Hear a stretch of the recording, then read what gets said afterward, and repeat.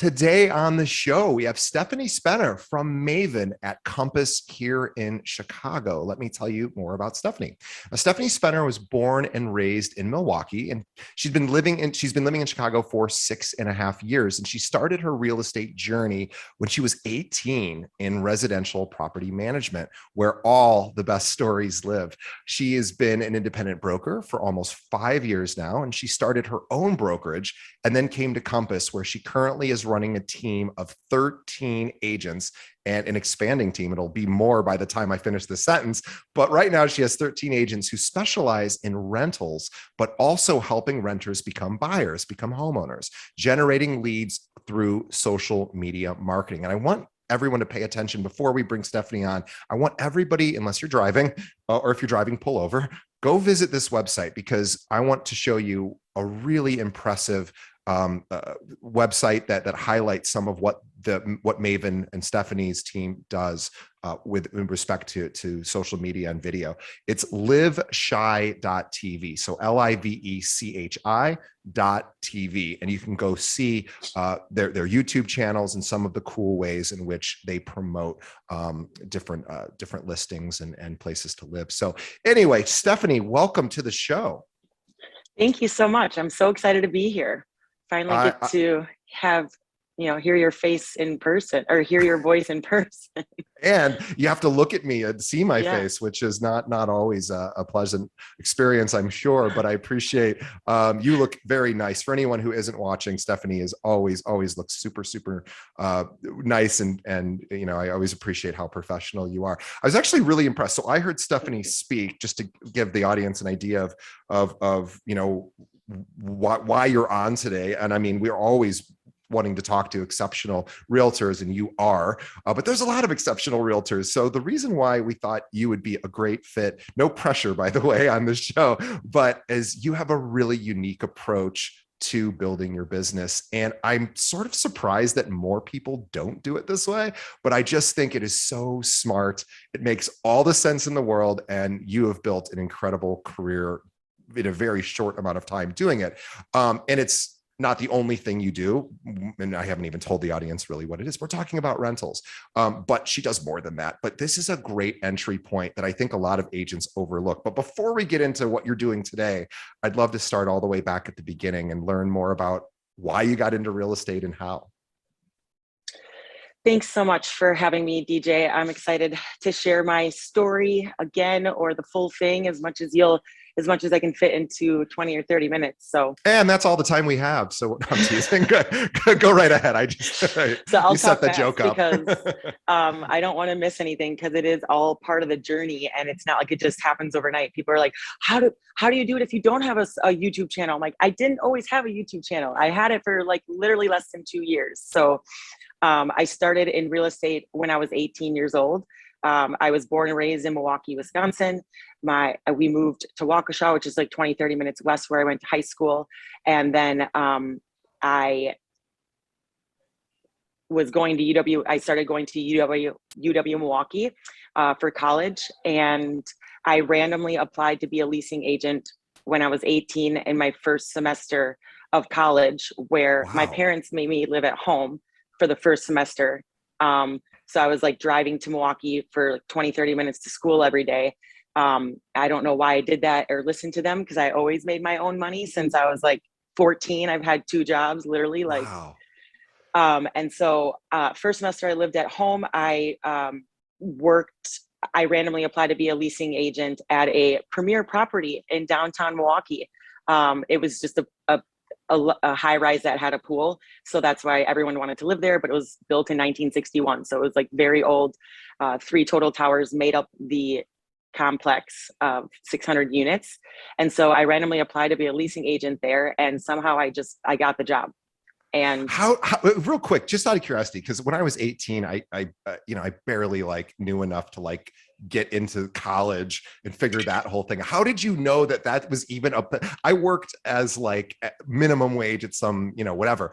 How did you know that was even an option back then? Just out of curiosity.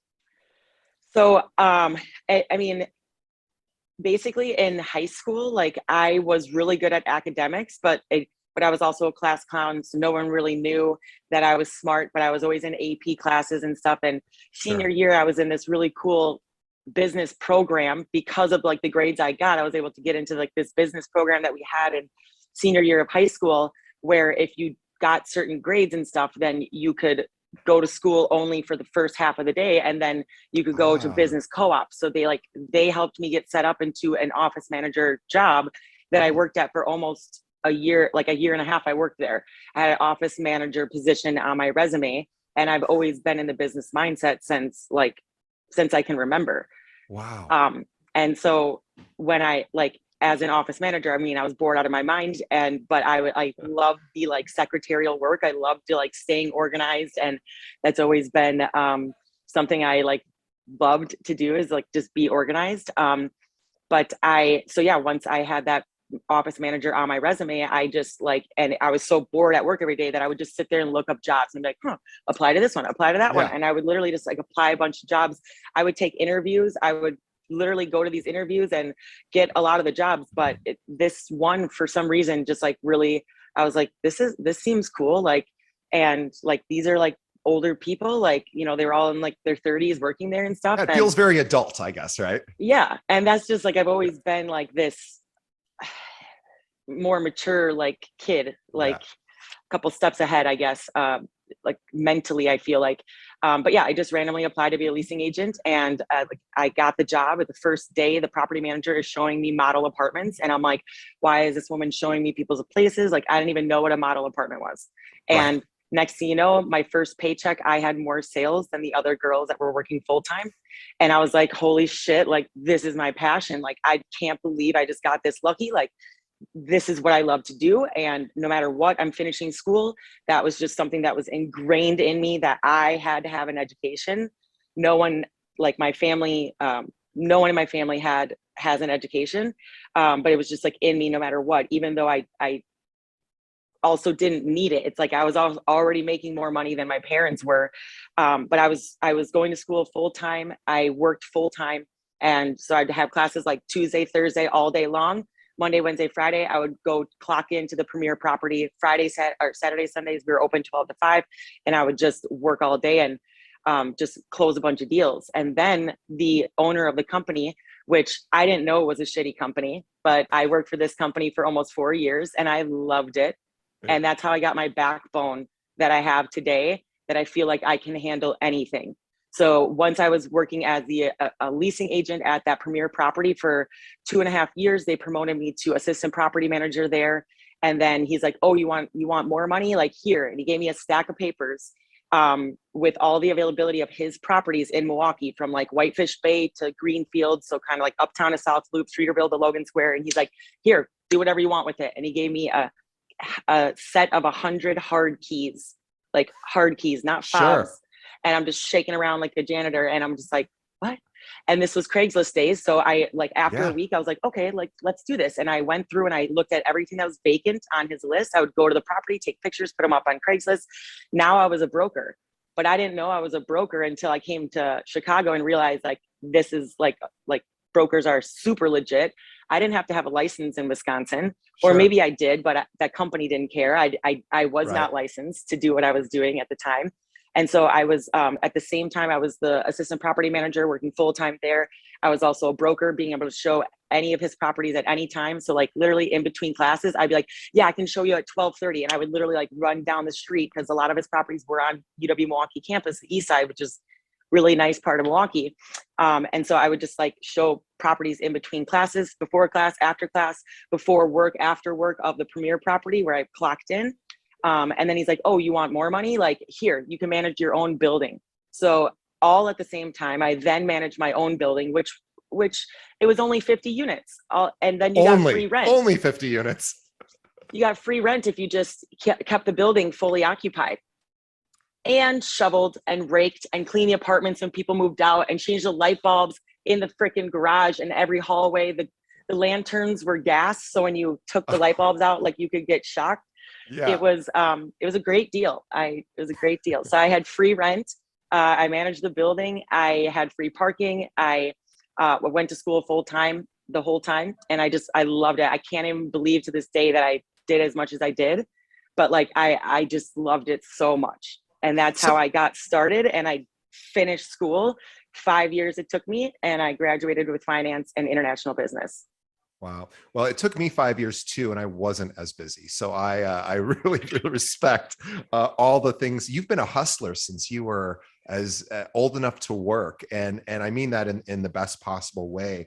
I mean somebody who really digs in and grits it out, and that we all know that that's one of the cornerstones of success. But I love the fact that you have been living that basically every day since, and you still continue to do that today. And so Yeah, I then think how did you like, move to Chicago? Oh, go ahead. I'm sorry. that's will lead right into the next story. So like, that's where like, I think when I was younger, like my dad just, I'd be like, hey, I want a soda. He'd be like, how are you going to earn $1 to go get that soda? And I'd be like, let's do it. And I'd like literally earn 100 pennies to go get it myself. And Yeah. like, I did it. And like, if you want it, you got to go get it. And like, that's what I've taken from that. And that's what I think drives me, and just being proactive. And that's one of the biggest things that like takeaways from today is like, be proactive. Like, if you want something, go get it. If you want something and you think you're not going to get it, then it's never going to happen. But if you want something and you go after it and you don't get it, at least you tried. And you're not going to, you might not get it, but you're going to get the next thing that you should have got that is super close to that. Now I'm trailing off like I always do, but No. I think you're saying something really important, which is you're not trailing off at all. What you're saying is it's that old expression, and I want to make sure I get it right because anyway, it's something like, and I know I'm going to say this wrong, but something like shoot for the stars, land on the moon, right? Yeah. So even if you don't get the stars, you still end up with something that's probably you still end up great, with the moon, which you didn't have the stars or the moon before. Exactly. You were just back on planet Earth. So yeah, no, where you've always been. It's so funny. It's I've done so many of these episodes, and I remember one of my episodes from this is a Chicago person. So anyone who's listening, you can go back and find this episode probably several hundred episodes ago. But there's a broker here in Chicago named Matt Laracy. He's one of the top agents in the Chicagoland area. And I asked him, I'm like, why do you think? Because he's always like number 1 or 2 on the list of top agents. I said, why do you think you're number 1 or 2 and all these other agents, who are just as smart as you, and he's a very smart guy. And he goes, I want it more. He was just real honest. He's like, I just outwork everyone. He's like, I'm kind of a dummy, and he's not a dummy, but he was saying, it's like, it's not intelligence. It's just, I work hard. And I look at you the same way. Again, I'm not trying to compare the two of you because you're very different people, but I've always respected the amount of energy that you put into your business. And it's really clear what you're doing. So let's dive into it, because you have this team, and you guys have really mastered the art of luxury leasing. And again, I know you do way more things than that. You sell $1 million homes and you do all of that too. But what I think makes you really unique is this entry point where you decide, and it's so smart, you decide to build the relationship when people are renting. And that is so smart, because everybody who owns, or almost everybody that owns, used to rent, right? I know I used to rent. And the only reason I chose my realtor is because he was my friend. But nobody helped me when I was renting. So I didn't have a realtor to reach out to. And then when I got time to ready to buy a million years ago, I was like, oh, my friend does that. But had someone been helping me along the way, I might not have ended up giving it to my friend, because I might have already had that relationship. And I'm so shocked that more realtors, and not every market in the country would support leasing. Certain markets are better for that than others. Certainly here in Chicago, there's a ton of it. But even here in Chicago, I don't see many agents doing it. So I'd love to hear a little bit more about why you decided to go that route. Obviously, your background would suggest that you're great at doing leasing all the way back when you were 18 or so. But love to hear more about, how that works for you and your team. Yeah. If I can go back just a second, I know that we're short on time and stuff, but it's funny that you just mentioned Matt Laracy along with my name, because he's now using my partner and videographer to do his videos. So it's awesome. That is awesome. You must have great videographer. But it's not only that, but it's like, this is also a point where it's like, am I going to be mad at him or my partner? No, there's plenty of business to go around, and there's plenty of personalities to go around. The person that wants to work with me is not the same person that's going to want to work with him, or even 1000%. the person on my team, which is why I love the diverse team that I have and that I've created. And then just really quick, going back into the proactive and how I got to Chicago. So I came to Chicago 6.5 years ago. I had no plans to move here. I managed, I made my way up in Milwaukee to be managing the most luxurious rental tower in Milwaukee called the Modern, which is right next to the Bucks Arena. That when I moved here, they were breaking ground for the new arena, but I rented to all the Bucks players, all the Admirals players, all the Brewers players. They all lived in the building. I had courtside seats to all the games. I had free everything because that's just, how Milwaukee worked and small Milwaukee. And and I had free rent. I managed the building and I had like one of the best apartments there was. And I was visiting Chicago Christmas of 2015 when I saw Marquee at Block 37 being built on State Street. And I said, I like stopped in my tracks. I'm like, what is this? Like, I have to have this building. Like, I have to have it. And I don't know why. I just had to have it. And I finally saw the name Golub and I researched Golub, who was the management company and part of the development team. And I found the head of HR's email and I emailed her my resume and I said, I don't know what's going on here, but this is what I do now. Call me if you think there's room for me somewhere. Love that. And they called me in for an interview basically the next day. And they basically gave me a verbal offer on the spot because my mentor to this day is like a mother to me. She always reminds me of why she hired me and on the spot versus because I asked, what is going to be the price per square foot of these units? You were already thinking about how do I get these things rented? You were already thinking I need to know some specifics about this, which is a brilliant question to ask in that kind of interview. So different from Milwaukee. Yeah, tell you that. Yeah, well, that's true too. So yeah, they basically gave me a verbal offer, and I moved to Chicago 10 days later. And I the developers of the building that I worked for, I was like, I don't know how I'm going to tell you guys this. And they were like, Stephanie, like you are Chicago. You have to move. This is 100% you. Like, go break your lease. Like, we got you. We'll figure it out. And it was like the best decision I ever made. Like, and one of my favorite quotes goes along with being proactive is like, jump at opportunities as quickly as you do it at conclusions. Oh, I love that. I love jump that. As quickly at opportunities as you do at conclusions. And I jump. And Marquee was the best decision I ever made. We started pre-leasing Marquee in March of 2016. We opened in June of 2016. I was the leasing manager, and we leased up the building, and we leased 690 apartments in 13 months. And I rented like 250 of those. And that is truly why I see so much value in rentals, from me writing the checks for these brokers who are bringing clients in, to me also seeing that I hit a ceiling, and I can't just, once we leased up Marquee, there was no other big building that I was going to that was going to be challenging enough. And I was like, I want to be on this guy's team. Like, this top producer at Marquee had just left his big brokerage to start his own thing or just to be an independent contractor and get 100% commission. And I was like, I want to be on your team. I want to build your brokerage. Like, let's do this. And so him and I built Epic Chicago, which he still has now. And we focus only on rentals, and we worked out of WeWork offices. I built the whole brand, whole business, whole brokerage. And I hit a ceiling with that team, with the brokerage that I built. I hit a ceiling there. And that's when I came with one other agent from that team over to Compass, and realized that Compass is exactly what I needed to help boost me up. And because they truly collaborate without ego and dream big together. And those are all their principles of Compass directly aligned with the principles I wanted for my business. And the first day I started at Compass, I had my first sale opportunity, and I still had no idea what I was doing. I had my broker's license for 2 years. My previous business partner did not help me at all with sales. He barely knew sales, but he kept faking it till he makes it, and he couldn't teach me any of it because he was still faking it. And I came to Compass, and within the first month, I closed my first sale because all these other top producers helped me. And then I helped them when they had these rental things and these rental questions. So that's really like my full story. And I love rentals so much. I love rentals so much. And I happen to get into sales because my renters want to buy. Right. And that's fun too. It's just nowhere near as fun. It's nowhere near as satisfying.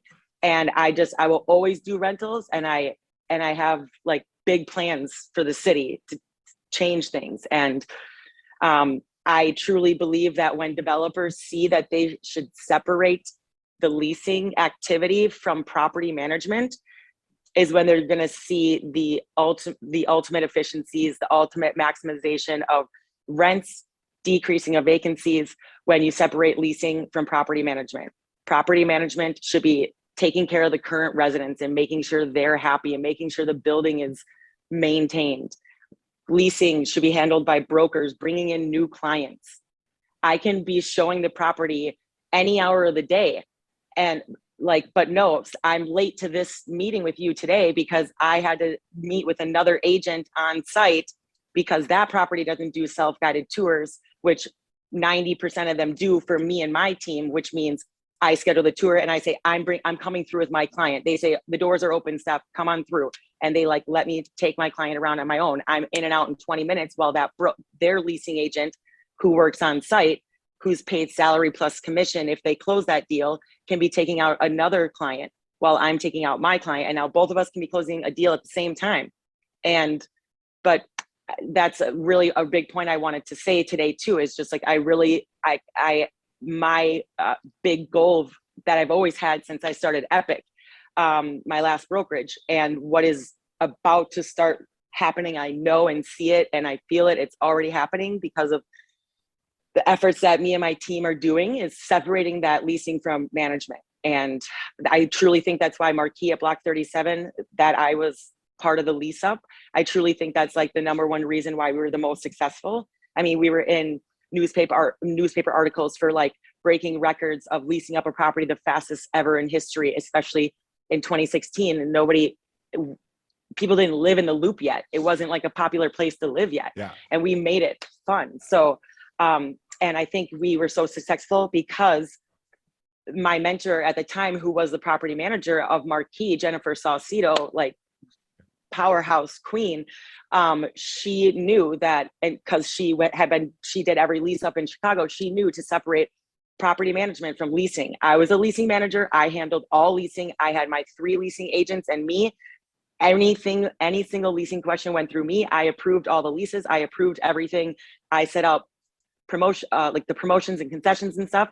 And property management handled any current resident complaints. They handled the move-ins of the residents that we just closed, and everything. And it was seamless. It was seamless.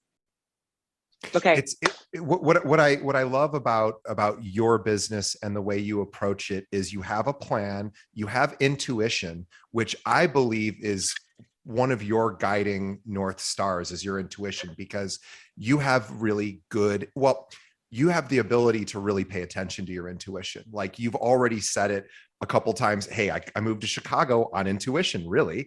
I saw a building, I applied, I got a job. And then now you're like, I'm changing leasing here in Chicago. Here's what I'm doing. I know that this is going to happen. Right. And you actually get results that way. And I think that's a really important thing, is, it's sort of more of an ethereal kind of non-tangible thing, but like paying attention to what's going on inside of us. Sometimes there's wisdom there and knowledge that we can't totally comprehend. Like you said, I really had no business moving to Chicago. I really shouldn't have been here, but I saw this building and I just knew I need to be there. And then you jumped at the opportunity, as you said, and all of a sudden here you are now, all these years later, a total superstar. I want to talk about social media and how it can be used for lead generation, because again, we talk about this a lot on our podcast, but I think what you've done with your YouTube channels has been really, really inspiring and interesting. And can you talk a little bit about how you think about social media and how you utilize that for, engagement and also lead gen? Yeah, I think what's really cool about real estate is that there's like really not too many rules. And especially as an independent contractor, meaning like marketing, like you can literally be thinking outside the box, like so far outside, and like there's just no end to it. And so, like, and I just don't think a lot of people think that way. And I don't think a lot of brokers think that way. And they just are like postcard, newsletter, cold calling, networking, referrals. How can you get referrals if you don't fricking have any of the other things? Like, you know, how can you, who are you mailing a postcard to? Who are you sending a newsletter to? Where do you start before that? Like, how do you get your first lead? And I know that a lot of brokers, like myself, were taught to get a lead the wrong way. They're taught to post a fake listing, or On a listing with Craigslist, and yeah. a different address, and then, oh, that person calls them, and oh, now I have my first lead, and now that lead's gonna give me a referral, and now I'm just gonna boom, boom, boom, boom, boom. And I was like, holy shit, I just like left my full-time like on-site leasing agent manager position to be an independent broker, to like, this is how we get leads. Like, We're going to post fake ads what? on Craigslist. And I'm Yeah. like, I like literally within days, I was just like, holy shit, no. And I went to Facebook, and I just went to Facebook, and like, I'm not even on, I'm on Facebook. I do not use it at all. It's a different demographic for me. And I think for a lot of people, it's like, oh, I stay in touch with my parents, whatever. But I at that time, like 5 years ago, I went on Facebook, and I went into different groups, and I was like, oh, like new to Chicago, like Polish people new to Chicago, or like Chicago meetups, or like roommates looking for roommates, or sublets. And I would literally just like read them and be like, this girl would be like, I'm looking for a roommate, my budget's 1,400. And I'm like, girl, I can get you a studio on your own for 1,400. Boom, she calls me. I literally close her on a virtual tour like the next day. And to this day, she's my client, rented from me 3 times. And, you know, she's ready to buy now. And she's she's a cold lead the second she's a renter. And then she's a warm lead, you know, the second time she rents from me again. And then when or the second time she sends in her jot form, which is like what we use to collect the lead. So even if it's a previous client and they're like, hey, Steph, if you remember me, you helped me with my place last year. I'm like, of course I remember you. Here, complete the form again with your new criteria. And they're like, my budget's $7,000. And I'm like, why aren't you buying something? I'm like, how long do you plan on being in Chicago? You know, and they're like, maybe 5 years, it could be longer. I'm like, let's talk about buying. Literally a week later, we're under contract for something.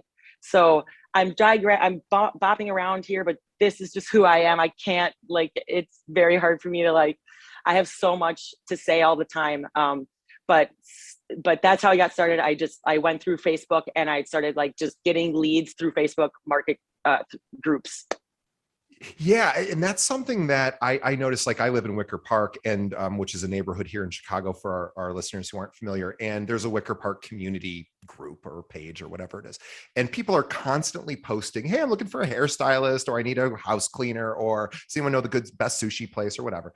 And at least once every couple of days, somebody's like, hey, I'm thinking I want to move to Wicker Park, but I don't really know what's available. And I am shocked at how few responses that come back. If I was a realtor, I would be finding my local group for wherever I live and work or service. And I would be a real serious presence in that Facebook group, making sure I'm providing great content. And then, you know, and that's what you did. And now, you know, Craigslist, whereas agents, what they used to do, as Stephanie was saying earlier, many, many years ago, was, hey, we're going to post ads on Facebook or Craigslist rather. We're going to hope people reply, and then we're going to try. But, you know, when people reply to one Craigslist ad, they reply to like 5. And so all of a sudden you're now competing with 4 other agents you don't even know. And it just gets really, really messy. Whereas I will say, go ahead. Yeah. I will say too, though, like, you know, I didn't just go to the groups and start messaging people out of the blue. So the strategic part is that I want people to take away from this is what I do is I start posting about real estate. I have a sick ass video. At that time, it was still photos of model units from the property, probably pixelated, probably like just absolutely no personality. Maybe some had furniture in them, maybe some didn't. And I just posted static photos, and I'd be like, River North, 2 beds under 3,000 or whatever. And then so that if I'm messaging someone and they're like, who is this bitch? They go to my profile and say, oh, she does real estate. Yeah. Oh, oh, my lease is up soon. Your lease is always up soon. Like, Right. so like put it out there, and like you have to be putting it out there of like how you can help people so that they know that they can DM you, that they can message you. I also do want to throw it out there. I guess this is like not important, but it is. But like, you have to put what brokerage you work with on your social platforms. It is illegal to not do that. You Yes. cannot say real estate broker and not have your brokerage listed. So it's just funny because we have a lot of eyes on us being a social media influencing team. So we get like, it's like we do one video. I said, my services are free. The properties pay me to bring them renters. You never do. Boom, tick. You said free, can't say free. Damn, like I knew that. How did I say that? Like I had to take down the video on YouTube, already had like 2,000 views in 2 days, take it down, clip that out, put it back up. So it's like, to me, it's very, and not just because of that, but like it is ingrained in my brain, that in my heart and my soul, that like you have to be ethical. Ethics is the most important thing. Your reputation is everything. Going above and beyond for every single client, every single time, no matter who they are, what their budget is, and what you're getting paid, is the most important thing. And that's why it's super important. And that's why my team is called Maven and not Stephanie Spenner Co. Maven is an expert, a connoisseur in your field. I am very hands-on with my training with my agents, and I do not take on the next group of agents until those new mavens are actually mavens and they feel like mavens. And we have one-on-ones to say, how are you feeling? And we look at their numbers quarterly, and we're not like other teams where like, oh, you didn't do this, so you're one strike for you. Or like, I know I've heard that some teams say, if you don't get your invoices in like the same day that you do them or within the week that you do them, then that's a strike. And once you get 3 strikes, you're out. I'm like, if somebody can't get their invoices in that quickly, it's because they're fucking crushing it. And you're going to kick them off the team. Like, Right. I'm sorry. Like, let me get an invoice coordinator for you to help you take this little thing off your plate that can be maximizing your efficiency of like getting more clients. Because the same skill that's good at closing homes, apartments, whatever, is not the same skill that's good at paperwork necessarily, right? Those are 2 totally different skill sets. Exactly. And by the way, one can be outsourced and one is can't.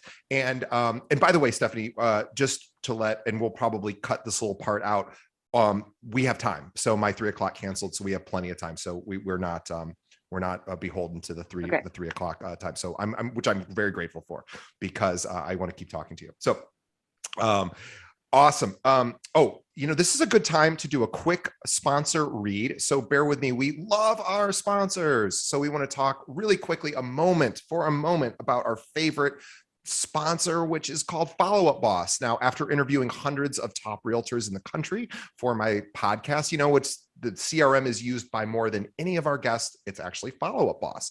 And let's face it, following up is the key to taking your business to the next level. Stephanie can talk about that too. Follow Up Boss will help you drive more leads in less time with less effort. Don't take my word for it though. Robert Slack, who runs the #1 team in the United States, uses Follow Up Boss, and he's built a $1.5 billion business in just 6 years. Follow Up Boss integrates with over 250 systems so you can keep your current tools and lead sources. And here's the best part. They have a 7-day-a-week support. We know real estate happens nights and weekends. So you're going to get the help you need when you need it. And get this, Follow Up Boss is so sure that you're going to love their CRM that for a limited time, they're offering Keeping It Real listeners a 30-day free trial, which is twice as much time as they give everyone else. And no credit card required. So you can try it completely risk-free, but only at this special link. I want you to visit followupboss.com/real. Again, followupboss.com/real for your free 30-day trial. Follow up like a boss with Follow Up Boss. And now we'll back to Stephanie. Stephanie, let's talk about your videos, because this is you do so many things. Well, actually, before we get to videos, I'm sorry. Let's go back one step. I want to just set the table for why leasing is a great entry point for any, especially right now when we have little inventory for sales pretty much all over the country. We're dealing with inventory issues. The Fed just raised rates again, 75 basis points today, which I think mortgage rates have already been impacted. So that's not a big deal for interest rates, but it's a sign that buyers are going to be pulling back a bit. So we have a lot of opportunity here on the rental side. I am curious to hear about what your thoughts are with respect to why. Well, first of all, I also want to mention you are incredibly passionate about rentals, regardless of the conditions of the market. This is your thing. And that, I think, in and of itself is a really important thing for agents and our listeners to understand, is find your niche. Stephanie has found hers, and she does, her and her team do a million things. But I would love to just talk a little bit about the opportunity that so many agents miss around rentals. Number one, by the way, and I want to just make this point, and then I'm going to let you fill in the rest of the gaps. You can actually make a really good living just doing rentals. And most in some markets, obviously not if you're in rural Illinois. Here we're in Chicago, there's a lot more opportunity here in the city, but if I was in Peoria, where I grew up, that would be much more difficult to do, but not impossible. But I'm curious, because a lot of our listeners probably haven't ever done a rental. So can you tell us a little bit about why you see that as such a great opportunity for agents? There's so many things. I don't know where to start. I really don't know where to start. Kind of tying things together with, in my first year as an independent contractor leasing agent, after Marquee, like when I started my first brokerage with that partner at the time, learning to post fake listings, sure, and then going into Facebook groups. Not having a full-blown social media like Instagram that I do today. And by the way, you really didn't have a sphere of influence of any. I mean, you were here, you were working at a building, but you're not from here. It's not like all your friends live here. In fact, most of the people you grew up with, I'm assuming, are in Wisconsin, or maybe they've moved elsewhere. But yeah, it's not like you're like, oh, I just, all my buddies needed apartments, and so I helped them out, right? You had to find your own leads. But anyway, I'm sorry, go ahead. Yeah. And that's exactly it. So like on that first year of like finding all my own leads and figuring out like my own lead generation tactics, like, and that's where, like, when I have new agents that want to join my team or just want to get into real estate in general, I'm like, your number one job as a broker is to lead generate, is to get leads. How are you going to get leads? And that's what I asked myself. In my first year, I closed 96 rentals. Okay, let's pause, because I want everyone to take a breath. In her first year, she closed 96 rentals. That's a rental every 3 days or so. So every 3 days, including the weekends, you were closing a rental with virtually no sphere of influence, very small sphere of influence, right? Because you're new to the city. This is possible. And if we think about, and were most of these non-MLS properties? Yes. Okay. Yes. So for everyone listening. Yes. Yes. Okay. So Stephanie has a big smile on her face. And the reason why she has a big smile on her face is here in Chicago and in many other markets, we have what are called, well, I don't know what they're technically called. I call them non-MLS rentals, meaning they don't show up on the MLS when these properties are trying to rent out their available units.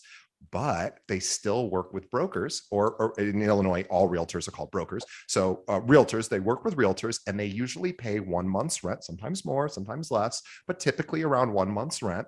So if you are, and there's no listing agent because it's not on the MLS. So you are getting, 100% of 1 month's rent, as opposed to splitting it with the listing agent because there isn't one. So yeah, this is, we're talking if you close them, if you close them, and if you don't, then you don't get paid. So, yeah, it's a you have to figure out that game and how it's the most fair deal ever, because you're either getting paid or you're not, and it's all up to you. But the opportunity is there. And that's what you have really seized. So yeah, let's talk about with that said, like the reason with those 96 rentals, a majority of them not being on the MLS, there's no way to track that. If someone is trying to scout me, they're not looking at me as a top producer. You can't see my numbers like that anywhere. If you looked at my numbers on the MLS, you'd be like, how is this, like, this is a joke. Like, none of my numbers are on the MLS. So when I had the opportunity to talk to Compass and potentially join Compass, they, at this time 3 years ago, they were hard, and they still are, but you had to like be vetted by 2 agents to even talk to them. Then you had to have like 5 rounds of interviews with them. You had to prove your numbers, show why you're a team player, show this and that. And then you had to be vetted by, like, once they thought you were good, then you had to have, they would call 2 random agents that you said you knew at Compass, and they would have to say something good about you. And but Compass won't even, at that point, I don't know how it is now, but at that point, Compass wouldn't even talk to you unless you're like a top producer, unless you had X number of sales. And so my 96 rentals in my didn't first translate year, really. You had to sort of, it didn't translate directly, but I showed them the translation, which was over $10 million in sales, if you break it down. Unbelievable. This is what's so amazing about this is Stephanie flew really under the radar because those transactions weren't on the MLS. They weren't really public knowledge, but she was crushing a deal, a rental every 3 days. All of a sudden, she now gets to bring that to a company like Compass, which is taking over everywhere, and saying, hey guys, I know you don't know that I'm a top producer, but here's what I do. And oh, by the way, these are people renting pretty luxurious properties. They're going to be buying soon. So it's a total no-brainer. And I'm always shocked that, I mean, maybe if you're lucky and you get your license and then all your friends are like, hey, I need to buy $1 million condo. Maybe there are people that are fit into that category that are just kind of lucky.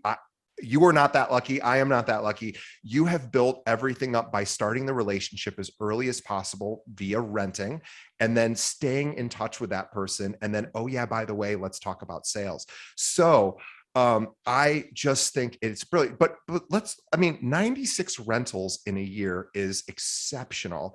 And it's a pretty darn good living too, right? So even though you're a broker, you have this license, you're not doing many sales because you're just doing rentals.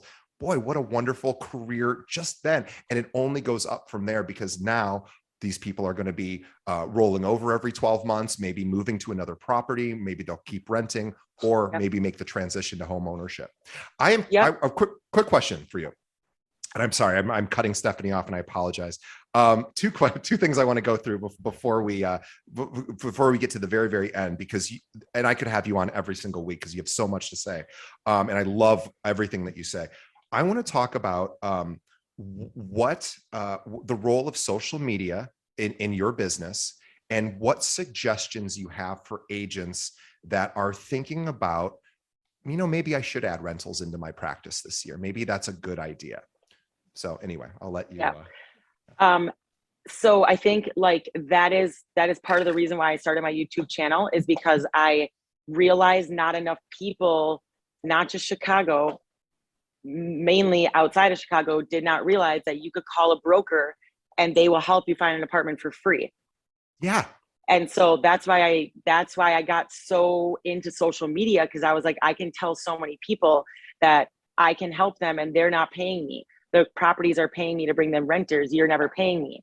And like a lot of people can just say that, but it's like, how can you say it powerfully, consistently, and clear and concise so that the client, like I can literally say it 5 times in one conversation that my services are free to the client, and that client will still go and like call the building without me, or walk into the building without me, or call another broker, or like you have to like find the right way to communicate so that it's very, very clear to your audience what you do and how you can help them, and that you can call me don't hesitate to DM me, text me, call me, nothing.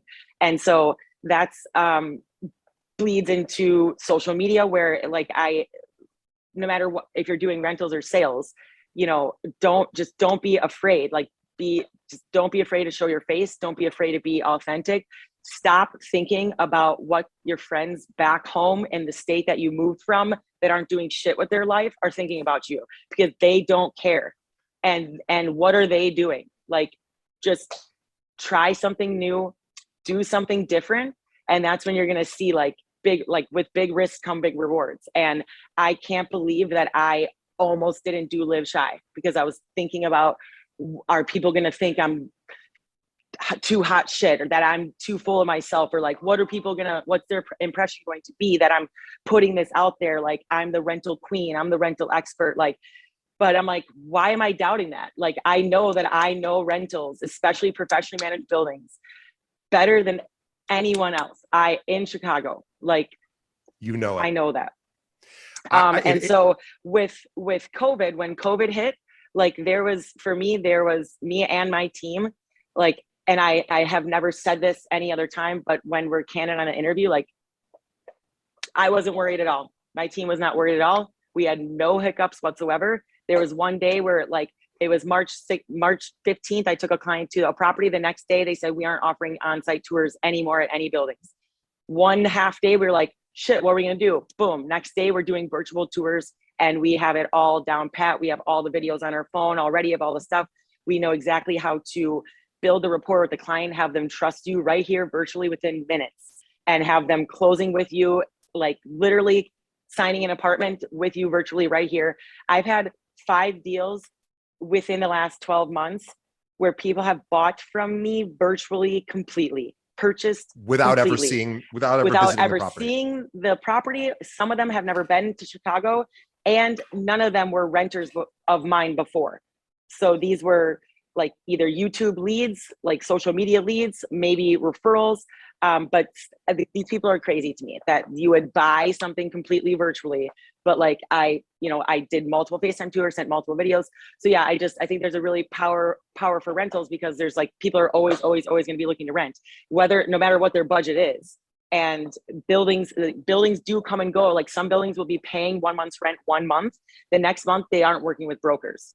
So that's where you really have to pay attention to the market too. And also build like I always say to my team, like, your client is not just the renter, your client is the property manager, is the leasing agent that you're working with on site. It is the doorman, because all those people matter. Those people are going to squeeze you in on a Saturday during the summer when they're so busy, because they know you're going to close the deal. How important is it with respect to leasing that the broker or the realtor, well, I should say, the realtor knows the inventory in and out? How important is it for you to be the knowledge source of, you can't know everything about every building, but tell me about that. So for me, I would say like kind of prior to COVID, I would say it was like less as important, like just to know just the general stuff about the buildings is good enough. Now, because like with COVID, and because we do things virtually, like a lot more virtually, and we don't like, it's kind of like 50-50, like 50-50 people want to tour in person, and 50-50 are like, I'm doing everything virtual. And they'll put it right on their job form, their like lead form that comes through it. It'll say, how do you want to tour, in person or virtual? And they'll say virtual. So you have to be really knowledgeable about the inventory, because they're coming to you to say, hey, help me figure out the right fit. And you don't want to be touring the building at the same time they're touring the building, meaning for the first time, right? Like your team, you pre-tour buildings, you guys go in, you know exactly what, because again, Stephanie really, and I shouldn't put words in your mouth, but my assumption is you want people to come to you with all questions, right? You guys are the knowledge source. Yes, absolutely. And that's what I literally, on my discovery call with the client, initially I say, I know all the buildings like the back of my hand, from Uptown to South Loop, Streeterville to Logan Square. That's north to south, east to west, everywhere you want to be. I know every single building like the back of my hand. I can tell you if it's carpet in the bedroom. I can tell if it was recently renovated. I can tell you like if it has electric range or gas range, and that helps me help them like weed things out right away. And now I've narrowed it down to 2 buildings out of 200 and 300, 400 buildings. And I'm like, this is the only building you need to see. And then on top of that, I think the biggest value that I add is knowing every single question that they are going to ask the on-site team, and or that the on-site team doesn't even know. So there's things that I tell people. So for example, I have a client that's looking to move in September, and they're like, oh, is it going to get better? And I'm like, look, what we can do is you can apply today for your favorite, like we're going to go tour 4 buildings. You're going to say, this is my favorite building. This is my favorite unit. You're going to apply for that unit, and you're going to sign the lease today for September 1st. Now you're going to stalk the website. And if something else opens up in that building before the lease starts, you can switch to any unit in the building with no penalties or fees, as long as you qualify for the unit And as long as it's, you give them enough notice to have the apartment ready for you to move in. But little things like that. And like most buildings will do that. I don't know any building that doesn't do that. So it just gives them peace of mind that they locked in their favorite building and their favorite unit. But then if something else better opens up, or like better price, better, bigger, and or their budget changes in a month, they're like waiting for a promotion to come through, boom, they can switch before the lease starts. And that's what I did with my place. And I manifested this penthouse for during COVID that like I applied here 4 months before my lease was up, and I signed a different lease, and I stalked the website every day and manifested like the unit that I'm in now. So, and that's what I tell people, like, and I tell these stories, and I know like, and I tell them too, like, I'm like, when I wrap up the call, I go, this is how it's going to work. I explain the process from start to finish, so they know when I'm starting and when I'm going to be handing it off to like when the building takes over. And so they know literally everything. And I say,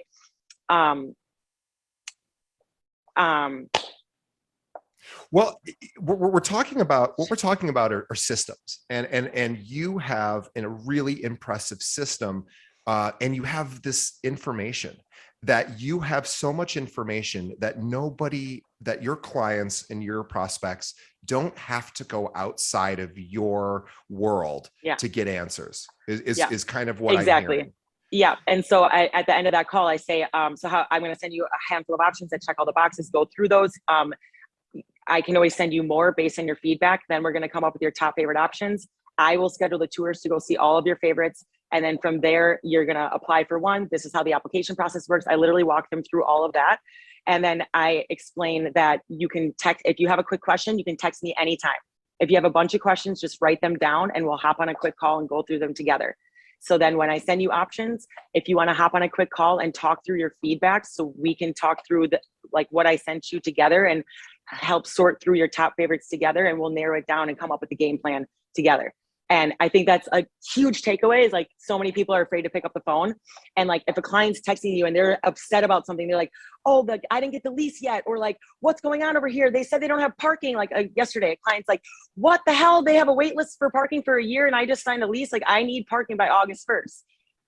Am I going to sit there and text them a book back? Like, no, just fucking pick up the phone and call them. And I promise you it's easier. And like every time you're going to be able to communicate all the points better if you can just pick up the phone and call them. So that just leads right into like me and my team. So like I like with social media and with the knowledge that I have. So social media is very powerful beyond just a lead generator for literally people that are looking for rentals or people that are looking to buy. It's also, it shows directly my business culture and how I work and what I know. So every person on my team has come to me, has been proactive, has DM'd me, has messaged me, has come to the YPN breakfast and talked to me after with a line out the door, said, I want to join your team. And they had the balls to do that, you know? So I'm giving you a chance. I'm going to meet with you for 20 minutes at least. If you reach out and say, I want to join your team, I'm going to give you that 20 minutes, even if I know you're totally not the right fit, because I want to let them know that they need to do this again and to not lose that, like, you know. And so that's how like social media literally. So my partner, Kyra Button, she is a absolute powerhouse. She has 24,000 subscribers on YouTube.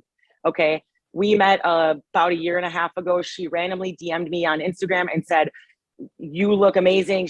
I want you to be my leasing agent. I actually am a leasing agent.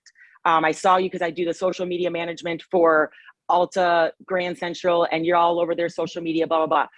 And I'm like, I'm confused. You're a leasing agent? Like, why do you want me to be your agent then? And I like Googled her name and Kyra Button, YouTube, 24,000 followers. Before I even responded, I said, want to meet for coffee tomorrow?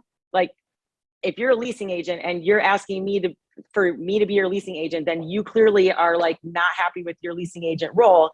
And if you have 24,000 subscribers and you had the personality to DM me, like, I want to talk to you. And literally she joined my team the next day. She was with another brokerage for 3 months, had no idea what she's doing, did not know that she could show the building that she even lived in, which was a professionally managed building. She didn't know she get paid on those deals. She had no idea what she was doing at the other brokerage because she was not on a team. She said, hey, how do I pull availability for this? And they said, ask the CEO of the company, ask the managing broker. And she didn't close a deal. She almost gave up for 4 months. She joined my team. And after a month, after the first day, like she joined my team the first day we met, She closed a deal 2 days later, her first rental. And in her first year, she closed 192 rentals. Oh, And I could literally like cry, because that just is like, it just, so for me as a leader, because I've made her a partner of my team, yeah. because we are better together and we have the same type of like, and now we've created her YouTube channel to turn more into luxury, versus like her niche before was these studio living. And so a lot of her leads were that. But anyways, she closed 192 rentals. One, because she did everything I told her to do and she was consistent about it. And she just literally like wanted to be like me so bad. She saw what I like. It's not like and on top of that, COVID. So not like, she probably would have done at least 100 deals, but because of COVID, she could close exponentially more than I could in my first year because of video tours. She could close 5 tours right here in 1 hour. Right. And it would take me 5 days to do that. You know what I mean? Right. On top of that, we have Compass. So Compass is great, where we have so many leads that our team of 13 agents can't take all of them. So then if like, when we can't take them, then we overflow them, and we have this system set up. So like, if somebody on my team doesn't pick up the lead, then it automatically, like, then my assistant pushes it out to this group of like 50 other Compass agents that are like rookies on other people's teams that are hungry for these leads. And then we get the referrals off that. And then also I'm like, all my agents on my team, I'm like, even if you don't want to do sales, get your broker's license, so that when your renters turn into buyers, you can at least get paid on the referral. And then we have people that we just like pay to do showings for us. So I'm like, okay, like, I'm going to do all the work for this, and I'm going to like put all these options together. I'm going to set up all the tours. I can't take 4 people out today. I'm going to take these 2 that I need to see face to face, and I'm going to set up the tours for the other 2. And I have another agent, like another outside of my team, because my team is busy, better off spending. Their hourly rate is like $1,000 minimum, whereas I can send it out to another rookie Compass agent for $25 per showing. Like, yeah, it's really incredible, the systems that you have built. And I'm curious too on how often the relationship transitions from renting to buying. I mean, it takes years, right? Like I know people that focused on leasing for like the first 2 or 3 years of their business, and then a lot of those people end up transitioning into buyers. What is your process to help transition people from renting to buying? I think my biggest thing is that I'm just like super chill about it. Like especially because I really don't care if you like rent again or buy again or like whatever. And I think that's why people feel so comfortable just flooding in the like questions and like, and sending me people like, oh, I don't know if you do this, but you told me anytime, like, and it might be Schaumburg. I do not do Schaumburg, but I can connect you with an agent in Schaumburg, and I'm going to get paid a referral on that deal. Absolutely. And everyone knows that I am with Compass, and that I tell everyone I meet, like, I can connect you with an expert in any market. And like, I have a buyer under contract right now, single new construction, my first new construction deal, that is currently being built. And that buyer of mine was I rented to him at Marquee when I worked at Marquee. He was one of my first rentals. And then he lived at Marquee for 3 or 4 years. Then he saw I was an independent broker. He reached out. I rented to him again at a different property in West Loop. Then he's like, Steph, I'm ready to buy. Now we're under contract for a place in Logan Squares, new construction, single family home. But right in between that, he said, I want to buy, but we need to sell my wife's house in Nashville. Literally in a second, connected him with a Nashville agent. That agent sold their house in a week. And I made $5,000 for 25% referral doing nothing. Right. And that just is like the full cycle right there. It's the full freaking cycle. So yes, like, just really quick touching back, like, yes, I was new to Chicago. I did not have this fear that a lot of people do, or that should have had to have 96 rentals in their first year. But I do want to say I worked every single relationship that I had at Marquee. Like, we met CIM, the developers. We met Power, the construction team. We met SCB, the design team. I sold a condo to Chiara Santini, who was our interior designer at SCB, who now has her own company like 4 years later. I am very good friends with the executive engineer of Power Construction, who has gotten me into One Chicago, when the glass wasn't even on the 71st floor yet. I saw that building like before any other broker saw that building. I saw Essex, you know, it's just like making those relationships with every single person. The door staff is like the most important person. Like, Right. and people treat those people like shit. It's like, and I was the door staff. I was the package person. I was the freaking janitor. I had to clean people's apartments out when I evicted them. And I had to evict people. And I had to, like, the things that we did. Because this is probably one of the last questions, and just because we're talking about it, just so I don't forget, because we have so many great real estate stories, but when you get asked the question on the spot, I go blank. And so I'm like coming up, I'm trying to make notes to remember, like, so, and most of my stories are in property management. They're like not even like in this side. But one of my favorites is when I was still in Wisconsin and I managed that first building at the premier property. And there, some resident called and said, "Hey, somebody's parked in my parking space." We had an outdoor lot that was gated within the building. Then we had a parking garage. And I was like, "Okay, let me go check it out." I go out there and there's like people standing outside the car and they're like just shooting the shit outside their car. And I'm like, "Hi there." I'm like, I'm sorry. Do you live here? Is this your space? And they're like, "No." And I was like, "Okay, I'm so sorry. Would you mind like moving your car? Like somebody pays for this spot." And she just gets all up in my face, and she's pregnant. She's pregnant and she's coming at me trying to fight me. And she's like screaming at me, telling me, "I don't even live here. I don't even live here." And I'm like, that's my point. Like, you don't live here, you know, we come to find out, like, so she had multiple warrants out for her arrest for pimping and pandering. Oh, wow. Pimping and pandering. In Wisconsin, you can just look up people's public records. And we found her name because she was a friend of a resident. That's how she got into the gate. I mean, might not even be my best one, but a pregnant woman tried to fight me and she happened to be a pimp. Like, well, that's go figure. Welcome to Wisconsin. I'm glad you're still with us. That sounds like a dangerous position.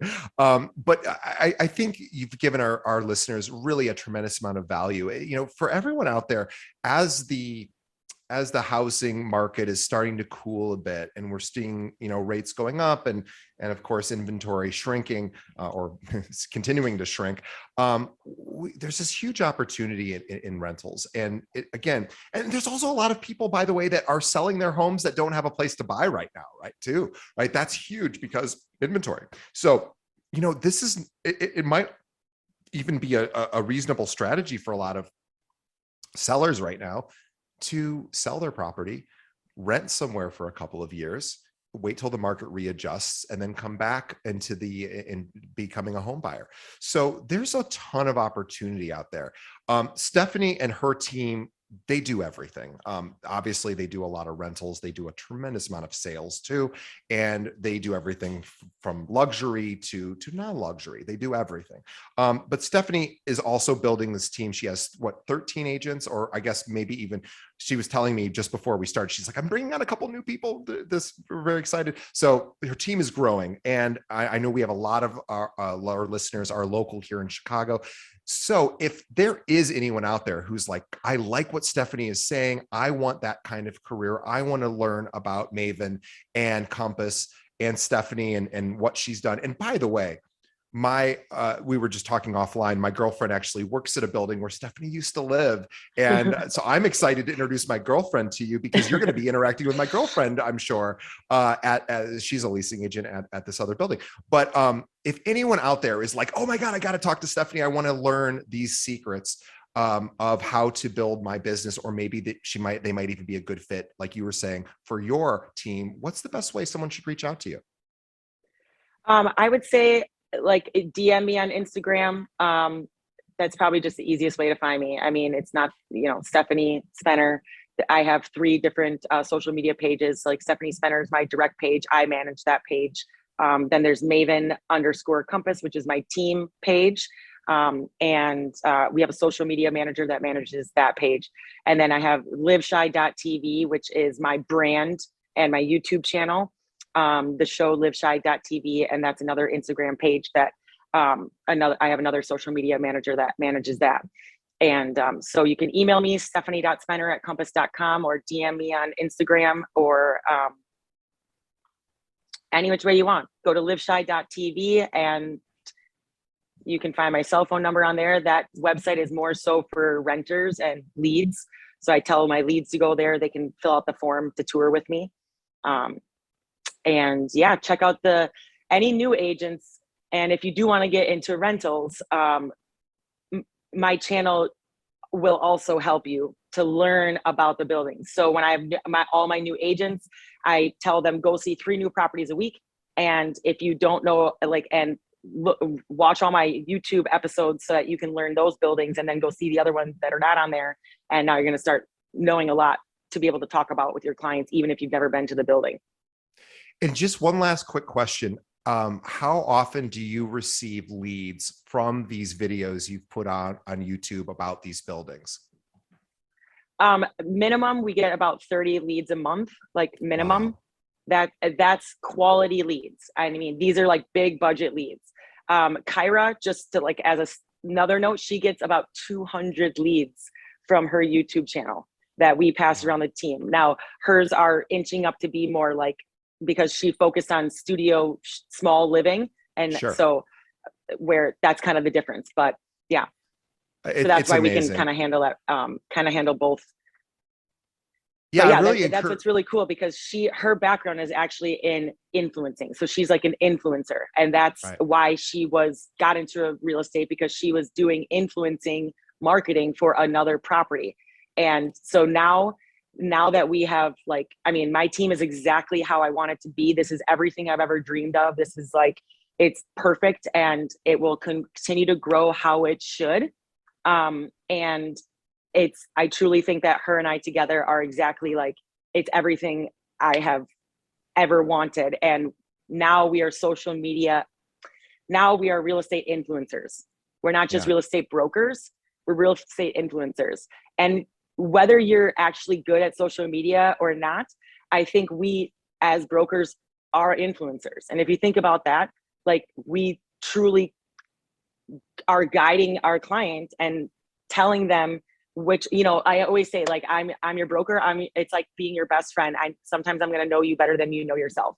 You might think you want this, but I know you want this, Yeah, it's so important. I love your energy. I love the fact that you have just really dug in to your business, and you're so passionate and excited, and it's infectious. And so, Stephanie Spenner, we are so thrilled that you spent an hour with us on the show, and we will let you get back to your crazy, busy and productive team.